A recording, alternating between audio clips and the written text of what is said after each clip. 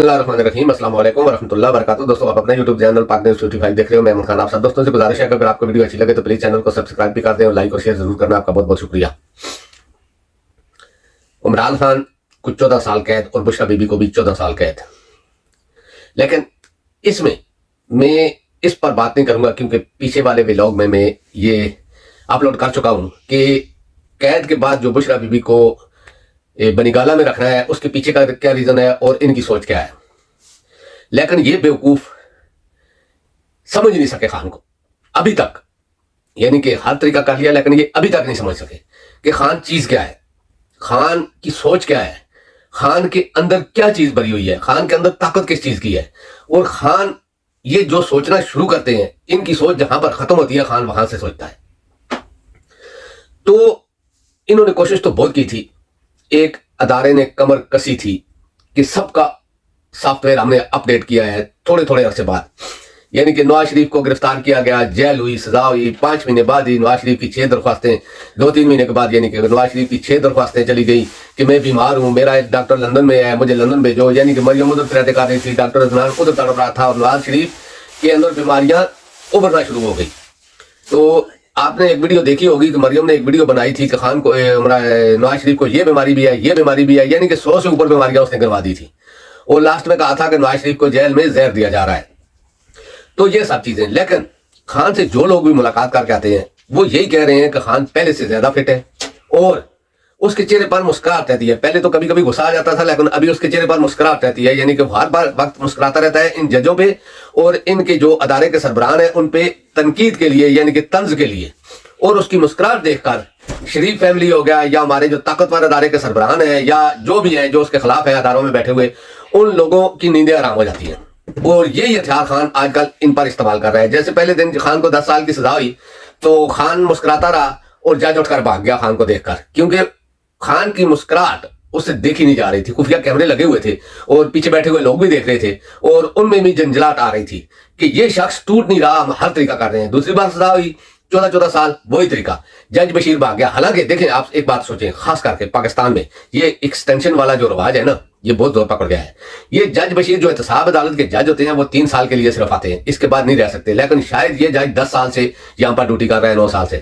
جج بشیر یوسف رضا گیلانی نے لگایا تھا، اس نے ایکسٹینشن دی، پھر اس کے بعد نواز شریف نے اس کو ایکسٹینشن دی، یعنی کہ یہ ابھی تک ایکسٹینشن پہ چل رہا ہے۔ ابھی اس کے ریٹائرمنٹ کا ٹائم آ گیا، ہو سکتا ہے اس کو پھر ایکسٹینشن دے دی ہو، کیونکہ پاکستان میں ریٹائر لوگوں کو لگانا اب ایک رواج بن چکا ہے۔ اور بڑی پوسٹوں پر، جو پوسٹیں امریکہ یا اس کی اسٹیبلشمنٹ یا CIA اپنے لیے استعمال کرتی ہے، ان پوسٹوں پر ریٹائرڈ لوگوں کو یہ ایک تحفہ ملتا ہے کہ آپ اس جگہ پر بیٹھیں اور ہمارے کام کریں۔ تو بات شروع ہوئی تھی عمران خان کی، یعنی کہ جیل میں جو کچھ اس کے ساتھ ہو رہا ہے۔ میں بات وہی شروع کرتا ہوں کہ ایک ادارہ اٹھا تھا، بڑی خوش فہمی تھی اس کو اپنے اندر، یعنی کہ ہر چیز سے وہ بالا تر ہو کر کسی سوچ کے بغیر اس کے اندر یہی ایک گھمنڈ بھرا ہوا تھا کہ وہ ہر کسی کو توڑ سکتا ہے، اس کا سافٹ ویئر اپڈیٹ کر سکتا ہے۔ لیکن غلطی سے وہ ادارہ عمران خان کے ہتھے چڑھ گیا، وہ سمجھ نہیں سکا عمران خان کو اور عمران خان پر اس نے ہاتھ ڈال دیا۔ ہاتھ تو بہت عرصہ پہلے سے ڈالا گیا تھا، یہ اس وقت کی بات ہے جب شہباز شریف ملک احمد خان کی گاڑی کی ڈگی میں بیٹھ کر باجوہ سے ملاقات کرنے جاتے تھے اور باجوہ کے آگے انہوں نے ایک چارہ ڈالا ہوا تھا ایکسٹینشن کا، وہ ایکسٹینشن تو ہو گئی تھی، لیکن دوسری ایکسٹینشن کا بھی باجوہ نے امریکہ میں بھی ہاتھ پھیلایا، غداری بھی کی پاکستان سے دوسری ایکسٹینشن کے لیے۔ لیکن اس سے پہلے ہی سوئٹزرلینڈ میں نواز شریف اور مریم کا ایک خفیہ دورہ ہوا تھا جو غائب ہو گئے تھے بیچ میں سے۔ ان دنوں میں ایک اور آدمی نے اپنا داؤ کھیل لیا تھا اور برطانیہ کے اندر سے ایک آواز اٹھی تھی کہ اس آدمی کو لگا دو، یعنی کہ بہت پاورفل آواز تھی وہ۔ تو اس کے بعد یہ کچھ ہوا، لیکن خان کو توڑنے والے، خان کا سافٹ ویئر اپڈیٹ کرنے والے اب پچھتا رہے ہوں گے کہ ہم نے کیسے ہیرے پہ ہاتھ ڈالا ہے جس کو جب بھی توڑنے کی کوشش کرتے ہیں یہ اور چمک کر اور مضبوطی سے سامنے آتا ہے۔ ہر طریقہ، دنیا کا ہر طریقہ، ظلم جبر ہر طریقہ کر دیا، پارٹی کو ریزہ ریزہ کر دیا، لیکن یہ شخص نہیں ٹوٹا۔ خان وہ ہیرا ہے کہ اس اگر توڑتے جاؤ گے تو اس کی جو چھوٹی چھوٹی یعنی کہ کرنیں ساتھ میں لگتی ہیں نا، وہ بھی ہیرے سے زیادہ چمکتی ہیں۔ وہی چیز ہے، جتنا رگڑو، جتنا گسو، یعنی کہ مضبوطی سے کھڑا ہے اپنی جگہ پر۔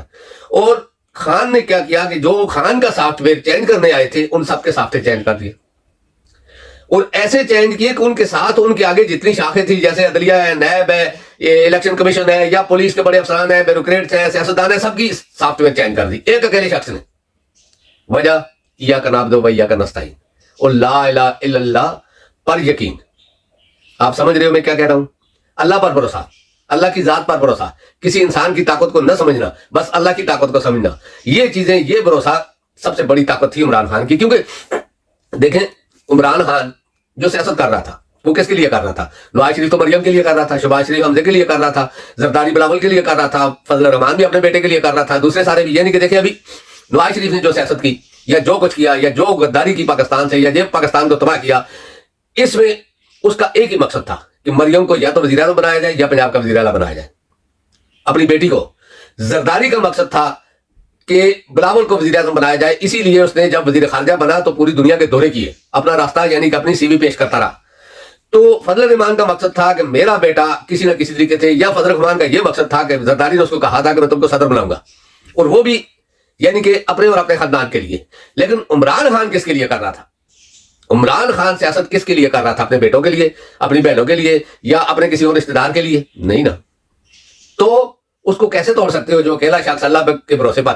عوام کا ایک موڈ ہوتا ہے. جب عمران خان کو اتارا گیا تو عمران خان کے ساتھ کوئی نہیں تھا سوائے اللہ کے. ایک ڈائری پکڑی ہوئی تھی, چند صحافی تھے جن کو اس نے پوچھا کہ کیا کوئی رہ تو نہیں گیا.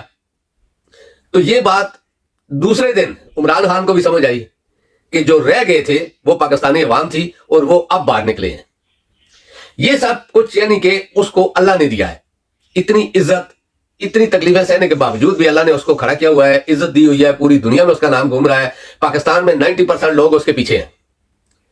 تو کیا یہ چیزیں پیسے سے یا طاقت سے خریدی جا سکتی ہیں؟ اگر عمران خان بھی غلط ہوتا, ان کی طرح کرپٹ ہوتا, چور ہوتا, ڈاکو ہوتا, غدار ہوتا, تو کیا یہ لوگ نہیں سمجھ سکتے تھے؟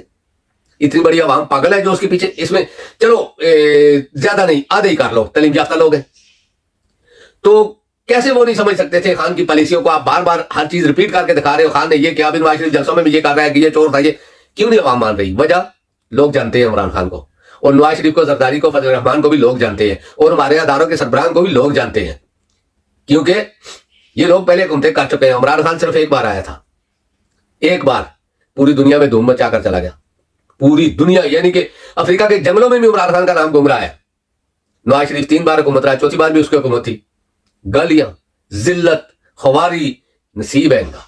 پیسہ عزت نہیں ہوتی, طاقت عزت نہیں ہوتی, اقتدار عزت نہیں ہوتی. عزت لوگوں کے دلوں میں ہوتی ہے, جو کہ اب عوام خان کے لیے, عمران خان کے لیے عوام کے دلوں میں ہے. تو آپ سوچو یہ عزت آپ کیسے نکال سکو گے؟ کبھی نہیں نکال سکو گے جب تک اللہ نہیں چاہے گا. تو اب نواز شریف کی تقریریں, مریم کی تقریریں, ان کی تقریریں آپ ذرا سنیں, آپ کو پتہ چلے گا کہ یہ کیسے کر رہے ہیں. کیوں؟ کیونکہ یہ الیکشن میں اب یہ پیچھے ہٹ نہیں سکتے. الیکشن کمیشن نے مجبوری سے پھر اعلان کر دیا کہ نہیں الیکشن تو ہوں گے, اور ان کو پریشانی شروع ہو گئی کیونکہ انہوں نے ایک دانا ڈالا تھا چیف الیکشن کمیشن کو کہ آپ کس طریقے سے الیکشن کو آگے پیچھے کرو, اور خاص کر کے خیبر پختونخوا میں, کیونکہ خیبر پختونخوا میں 99% طریقے انصاف ہے اور لوگ مرتے جیتے ہیں.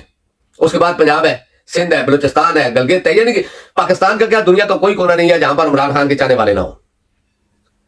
تو آپ اس طرح کر کے بھی ہار چکے ہو, اتنا ظلم کرنے کے باوجود بھی ہار چکے ہو. اب تحریک انصاف 5 تاریخ کو ایک سرپرائز دینے جا رہی ہے, ہو سکتا ہے انٹرا پارٹی الیکشن ہو اور کھلم کھلا ہوگا. لیکن دوسری سائڈ سے الیکشن کمیشن نے کہا ہے کہ بہت بڑی بات کی ہے الیکشن کمیشن نے, نظر آ رہا ہے, وہ کہتا ہے صاف و شفاف اور ہر ایک کے پاس لیول پلینگ فیلڈ ہے. کل ہی عمران خان کا اسلام آباد والا دفتر جو تحریک انصاف کا ہے اس کو کھولنے کی کوشش کی گئی, پولیس نے آ کر سیل کر دیا گیا. یہ election commission, chief election commission کی لیول پلینگ فیلڈ ہے. یہ وہ پارٹی انٹرا پارٹی الیکشن کراتے چاہتے تھے لیکن انہوں نے وہ دفتر بند کر دیا. اس طرح کی حرکتیں ہو رہی ہیں تو پھر یہ کہتے ہیں کہ عوام ہمارے اوپر تنقید بھی نہ کرے اور ہمیں برا بھی نہ کہے. تو کیا ہم لوگ غلام بن جائیں ان کے بھی؟ یہ تو کسی اور کے غلام ہے, کیا ہم غلاموں کے غلام بن جائیں؟ تو ایسا نہیں ہو سکتا. زندگی ایک بار آتی ہے, کیونکہ زندگی تو مہمان ہے موت کی, موت نے تو آنا ہے پرماننٹ. تو مرنا ہی ہے تو پھر ٹھیک طریقے سے بول کے لڑ کے مرو. تو پاکستانیوں آپ کے آگے 4-5 دن رہ گئے ہیں. اگر اپنی اولادوں کا مستقبل تبدیل کر سکتے ہو تو یہ آخری موقع ہے. اس کے بعد آپ کبھی نہیں اٹھ سکو گے, کیونکہ نہ عمران خان جیسا پیدا ہوگا اور نہ ہی کوئی اور عمران خان آئے گا. یہ آپ کے لیے آخری موقع ہے. اللہ رب العزت نے آپ کو یہ آخری موقع دیا ہے, اس کو استعمال کرو پرامن طریقے سے, ووٹ کی طاقت سے دکھا دو ان کو کہ عوام ہی اللہ اور اللہ نبی کے بعد عوام ہی طاقتور ہے. अपनी ताकत का सक्का बैठा दो, वोट के लिए निकलो और सर धड़ बाजी लगाकर निकलो ताकि गजवाए पाकिस्तान आप जीत सको वोट की ताकत से। लेकिन पुरअमन रहना है। ये चाहते हैं कि आप लोग इंतशार में थोड़ा सा गुस्सा करें या इस तरह झंझलाट में आप कोई गलत फैसला करें तो ये पार्टी के बाद पाबंदी लगाए। आपने पुरअमन रहना है वोट से, और वोट पर पहरा भी देना है, हर हाल में पहरा देना है। तो दोस्तों अब तक के लिए इतना ही। इंशाल्लाह नेक्स्ट व्लॉग में आपसे मुलाकात होगी। अल्लाह पाक आप सबको अपनी ज़बान में रखे। अल्लाह हाफिज़। अस्सलाम वालेकुम व रहमतुल्लाहि व बरकातहू।